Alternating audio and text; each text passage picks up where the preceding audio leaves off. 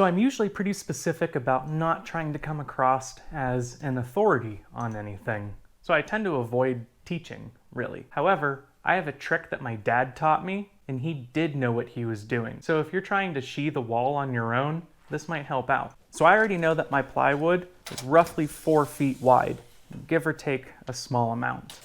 So I'm going to measure 4 feet from my top and put a little pencil mark there.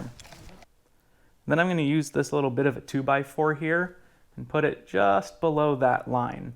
I don't want it too snug because I want some room to be able to lift the board with a crowbar to get it super snug whenever I attach it. And there you go. And that's another sheet up. All right, so I wanted to take a minute and open up this gift that my wife got me.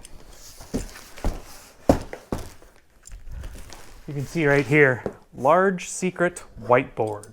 For the shop, maybe?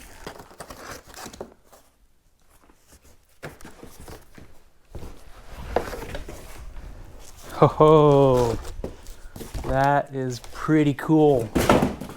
So the whole thing here is that this is actually a whiteboard. My wife found it on Kickstarter, I think a few years ago, and we've been waiting ever since, and now they're in production. Ah, yes, whiteboard. Haha, that's super cool. And I believe you can put whatever poster. Yep. I'm not going to dig into there now and make a mess of it, but the poster is changeable. Let me know what you think. Should this go on the shop wall? Comment down below. So as you can see, I've been making some rock solid progress. And ultimately, one of the reasons I haven't had more content is because this is my shop right now. This is where all of my spare time is going. I'm trying to get the shop back together so I can actually make some things on this channel. And in lieu of that, I wanted to talk about something really quickly. The family cat that I had mentioned that had FIP, unfortunately passed away over the weekend, which was doubly unfortunate since it was my birthday weekend. So happy birthday, your cat's dead. Now, if you're not a cat person, I get that. I like all animals. Cats just happen to be great housemates. We have a dog too, so most animals are welcome here. What can I say? This cat was pretty special though. This cat it's one of those situations where the cat chose us. And the day we brought that cat home, we knew we made the right choice. He was just so happy to go home somewhere, anywhere. And we had a wonderful 9 months with him, which wasn't quite long enough. Felt short by about 20 years. But it's okay. We have other companions who will keep us company. But we don't gotta dwell on that, because I want to show you what I've been up to. The shop walls are coming together beautifully, and I'll tell you what, this plywood really brightens the place up. There are a few things like this that I have to sort out still, because I have plans to do blown-in insulation in the shop attic. Now, I do have to get up inside the attic here and fix some of the baffles that have fallen down over time. I also got to figure this out. I don't know why someone would have done this, but I have to fix it. I did use spray foam in some of these crevices, and now this is only 2x4 framing out here, so I couldn't fit much more than R15 to begin with. The spray foam was just a bit easier in some of these narrow areas where I didn't want to waste a bat of insulation by cutting it up. I still have this area over here to do, including fixing up some of that torn up insulation over there. One thing I've not been able to figure out is shop layout.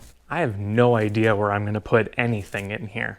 I've thought the miter saw could go in front of the window. It's got a good amount of space on either side, and it would let me put the planer out here in the middle of the floor. But then where does the bandsaw go? Does it go where you're standing? Might work, but then where does my workbench go? Originally, I was going to put my hand tool workbench in front of the window to benefit from the natural light. I have another window over here, which is where my sit-down inlay bench was going to go. On the one hand, I'm not used to having this much space to work with, but on the other hand, I just have more tools now than I did in the past. Looking down this way, I have an incredible amount of space down there. However, it's difficult to light because the garage door would interfere with any kind of lighting I have over there. If anyone has any suggestions on how to handle lighting where a garage door is in the way, I'd love to hear them, because I'd love to get this lit up over here, because maybe I could put my hand tool workbench or anything really over here. I just don't want to do much where I can't see. This wall over here, I know I'm definitely going to use for wood storage, both vertical and horizontal on shelves. This is going to be a massive French cleat wall. I plan on doing most of my mounting with French cleats, except for maybe wood storage and the small computer monitor that I use for looking up plans, notes, stuff like that. We're talking floor to ceiling French cleats. Now this corner is going to be interesting.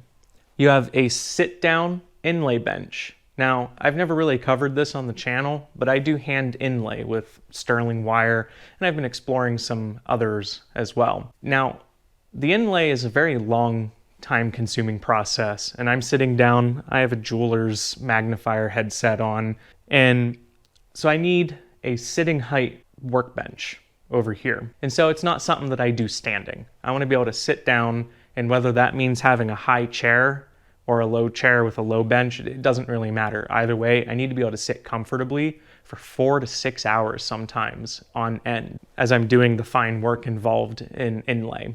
One thing that I have generally figured out is this space right here. I'm planning on having a bench about waist high, which will work well for things like the drill press, low speed grinder, maybe my scroll saw. A lot of those tools will be able to take up a relatively small amount of space because they won't interfere with one another. I will also likely keep things like battery pack charging, all that kind of stuff up over here. It's a pretty good spot for it. Now officially, I've been designating the spot between these two garage door V's as the shop end. And I have something of an idea that I want to do here. I've been pricing out and looking at industrial shop curtains. These are curtains that would go ceiling to floor with a little dust thing on the floor and a rail that would cross all the way over to about there. And this would give me a pretty significant air barrier between the shop and what we would like to reclaim as the garage. That would help with cooling, dust management, and overall, not nearly as expensive as I thought it might be. So that's about where I'm at. Making progress, also not quite sure what the end goal looks like. So I would like to get the walls finished up, and then I'm planning on moving some tools around, doing mock-ups, figuring out where things are gonna go, at least at first. Now I know that shop layouts change and evolve. However, I also want to have the best start that I can, while considering that I may be adding more tools in the future. I'd love to get an 8-inch joiner in here, along with a few other things like a drum sander. They all just take up space. I already have to figure out if a miter station's gonna fit there or there, and then where does the router table go? Another important thing I'm trying to figure out is where I can put a YouTube wall. And this would be somewhere that I can put up stickers or other things that you can send me if you want to. Maybe even print out and put up really nice comments. I don't know, we'll see. I do want a small dedicated space. But for now, I'm plugging away. And the only reason I haven't been doing videos on this is it's really repetitive and it's taking me a while because it takes time, and I'm working solo, lifting these sheets and doing all the insulation, and it just seems like it would be very repetitive content, and I don't think anyone really cares about or wants to see that. I'm trying to bide my time for more interesting content. So you-ins, all have a nice day, and I'll see you next time.